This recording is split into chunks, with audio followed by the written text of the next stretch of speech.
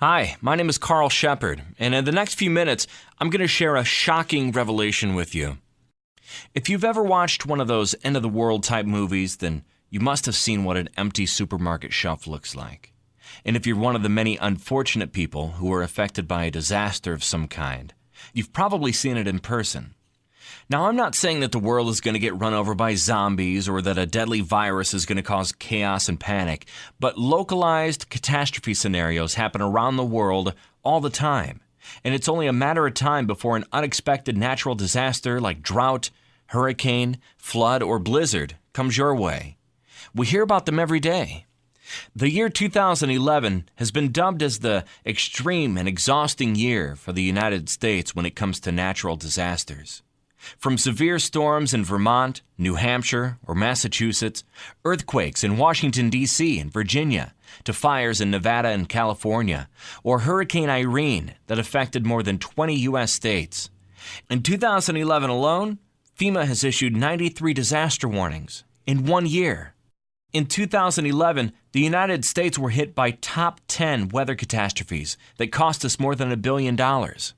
According to the National Oceanic Atmospheric Administration, total weather losses exceeded $35 billion in 2011. And that's not counting Hurricane Irene or the epic storm that hit the west coast of Alaska and reached the strength of a Category 3 hurricane, leaving widespread damage. So when we're not affected by floods, droughts, or blizzards like the one that crippled the Midwest and Northeast, we get earthquakes, wildfires, and tornadoes.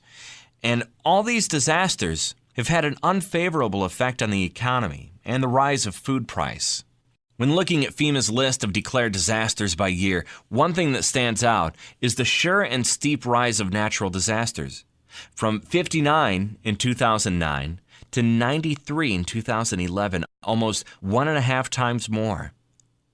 Blame it on bad luck, blame it on global warming, blame it on whatever you like. The fact is that these natural incidences happen every day.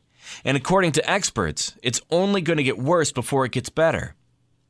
It doesn't even have to be a natural disaster that prevents you from putting food on the table, because in times of economic uncertainty, like the one we're in now, civil disasters are a constant looming danger that we all live with, day in and day out. Already, the U.S. is affected by shockingly high food prices, and are going higher every day and expected to skyrocket by the end of the year. We are already importing more than a third of our food. And with the world economy as it is, meaning in economic turmoil, the price of imported goods have reached its all-time high. And when I say imported food, I don't mean the off-the-shelf, ready-to-eat products. I'm talking about grains, sugar, coffee, and the raw foods that are used to produce the items you find in supermarket shelves. Add the rising production cost to an already high import price, and you'll get an outrageous amount. And we pay for that every day. However, if you think our troubles stop there, you're wrong, because there is one more thing that makes food crisis a sure bet. The threat doesn't even have to be real. You'll probably think that I'm kidding or trying to scare you enough so that you'll take action, and some part of me would like that to be the case. Unfortunately, it's not. Even if the natural disasters or economic crisis doesn't affect you, another thing might. I'm talking about the end of the world predictions. Though these apocalypse-type scenarios are highly unlikely, they can affect our normal way of life and threaten the safety and health of your family. When people hear news about an impending threat, they tend to get into a frenzied mode and start preparing for the worst-case scenario by running to the nearest supermarket and stockpiling essentials. Even though at first no one really believes something like Armageddon actually is happening, 1 or 2 days before the predicted end of the world day, panic starts to consume everyone. That's just how the human psyche works, and no one can do anything about it. Remember Harold Camping's May 21st, 2011 prediction? No one believed it then. No one even took him seriously. However, on May 21st, in some places more than others, people decided to prepare for the worst and emptied out the supermarkets in their neighborhoods. Another highly publicized approaching apocalypse is scheduled for December 2012. People who believe in predictions of this sort have already begun preparing. And so should you. I'm not saying you should prepare because you believe in the end of the world, but what I'm saying is that you should prepare for December's panic that is going to break out as the date gets closer. If you don't, you'll be one of those people who stare at empty supermarket shelves with disbelief and shock. Before we move on, just let me explain to you why this happens and hopefully show you how you can spot the possible end of the world and normal way of life threats. When the media, TV, radio, papers, or internet announces a disaster warning, natural or end of the world prediction, the first thing that disappears and becomes pricey and rare commodity is food. In those types of situations, people are ready to run and step over just about anyone in order to get that last piece of bread or gallon of water.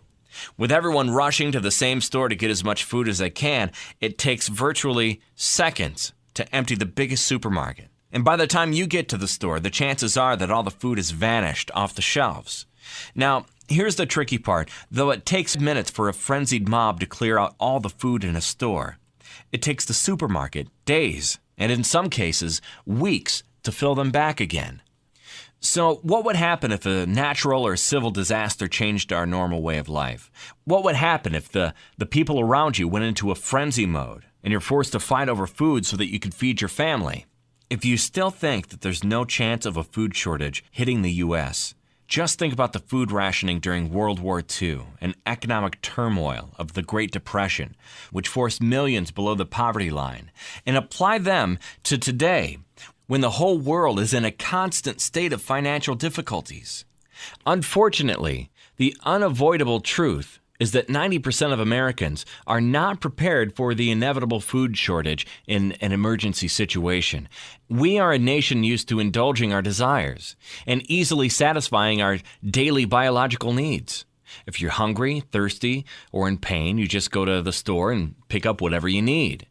What I'm offering you is a step-by-step preparation guide that will detail all the essentials you will need in order for you and your family to safely and healthily come out of a possible disastrous event. I'm offering you the solution of how not to be one of those Americans who didn't think ahead. If you have given any thought to survival, you know that food and water are the foundation of any good survival plan. If you prepare to provide these two items for yourself and loved ones, you are farther ahead than probably 90% of the public. Knowing food and water form the base of successfully enduring and preserving in times of crisis is a good start. However, if you don't know which food to get, or even worse, if you do buy the proper food and don't store it properly, it would be as if you hadn't done anything at all to protect your family. That's why, after months of research, I've compiled an extensive yet simple food crisis survival guide in which you'll find all you need to care for your family's nutrition needs during an emergency. Now, think about the next two scenarios. Number one, you've decided on your food shortage survival plan. You went to the supermarket and bought all the food your family will need for enduring a prolonged period of a food crisis. You've stored them away, but when the time came, you discovered that most of your food is inedible. Virtually anything can ruin the food you stored. Sun, rain, humidity, cold, or heat. Imagine the frustration you'll be faced with when you realize that your food has been eaten by bugs or rodents, or that it has gone bad because of a flaw in packaging. Not knowing how to properly store food is a common mistake people make. Number two, although you decided to prepare yourself for the imminent danger of a food shortage, you went to the store without planning out the meals for you and your family, and you bought all kinds of food with a long shelf life, but you haven't taken their nutritional values into equation, and you ended up buying dead food, meaning food with no nutritional value at all, and you're forced to watch your family get sick with malnutrition, nausea, or diarrhea. Believe it or not, more than 50% of people make that mistake. The main reason behind that mistake is that, as a nation, we do not put much thought into what we eat. And although that way of thinking causes obesity and other health-related issues, we can usually get away with that because in a normal situation, when your body and mind are not under an overwhelming amount of stress and when we have a variety of food available, we get the bare minimum of nutrients into our system. But what happens when you cannot go to the store, when the store is empty and all you have at home is dead food? Your body suffers and you get seriously ill. The worst possible scenario is the combination of the former two.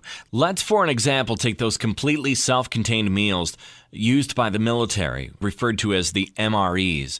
You might choose to depend your family's food crisis survival plan on them. And don't get me wrong, when there's no alternative, MREs will keep you fed. However, there is an ugly truth about them that very few people know. And even if we disregard the high price of MREs, they are bland, bulky, low